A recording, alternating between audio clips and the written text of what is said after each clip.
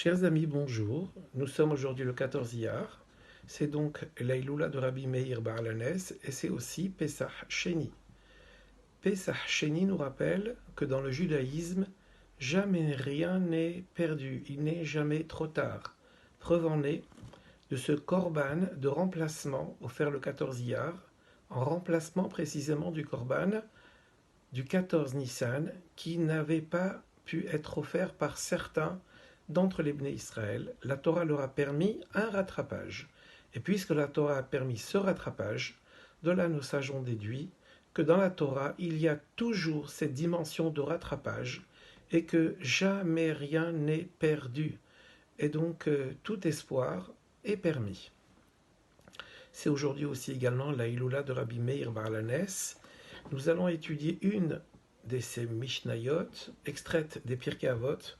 C'est le Perek Dalet et la Mishnah Yud. Voici ce que nous en dit Rabbi Meir. Rabbi Meir Omer, Reve Memaretz Bereisek Varasok Batora.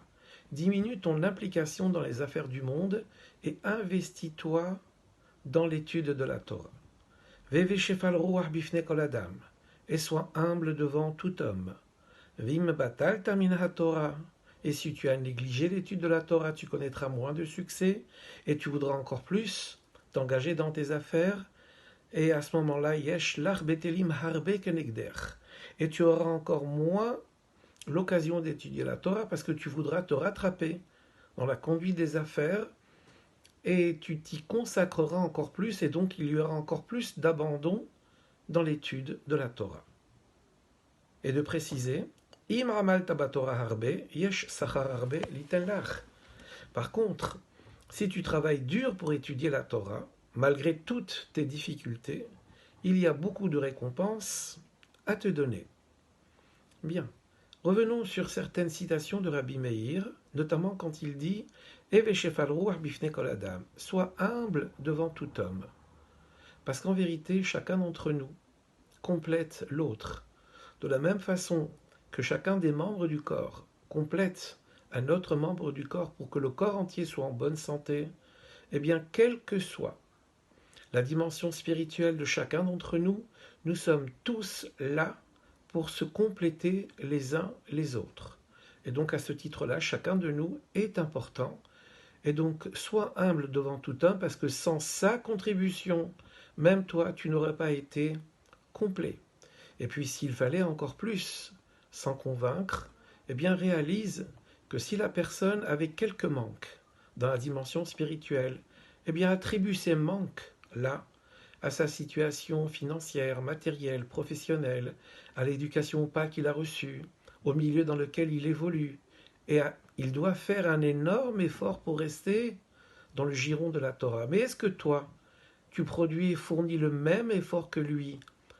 Alors, si tel n'est pas le cas, sois humble devant lui, lui qui fournit beaucoup d'efforts, et toi qui n'en fournis pas assez, mais qui pourtant a un niveau spirituel plus élevé.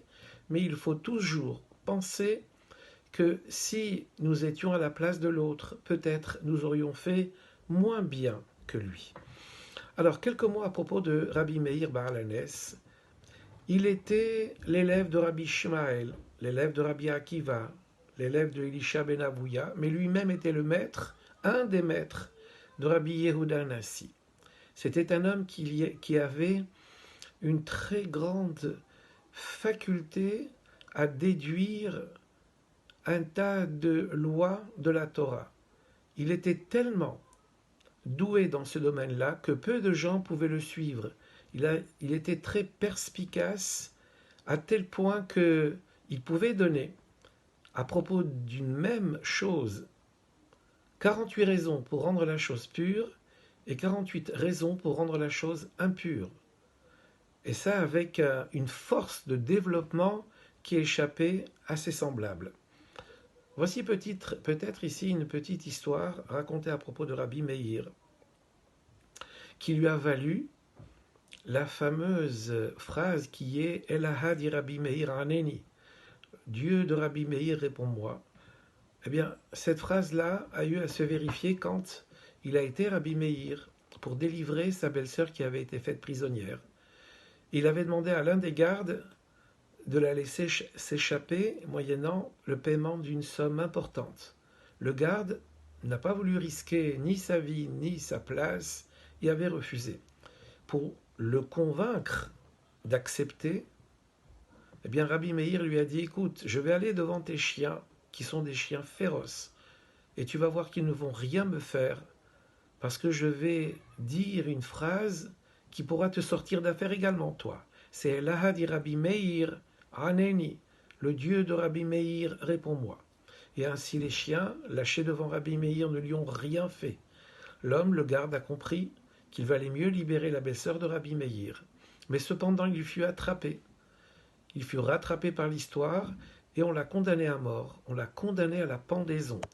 Et juste avant d'être pendu, il a demandé aux gens qui allaient l'exécuter, malheureusement, laissez-moi dire une phrase. Cette phrase, c'était Elahadi Rabbi Meir Haneni. Hachem, réponds-moi au nom du mérite de Rabbi Meir. Et donc nous espérons également être toujours exaucés dans ce que nous demandons et nous pouvons nous en remettre au mérite de Rabbi Meir Baal Hanès. Très bonne Iloula.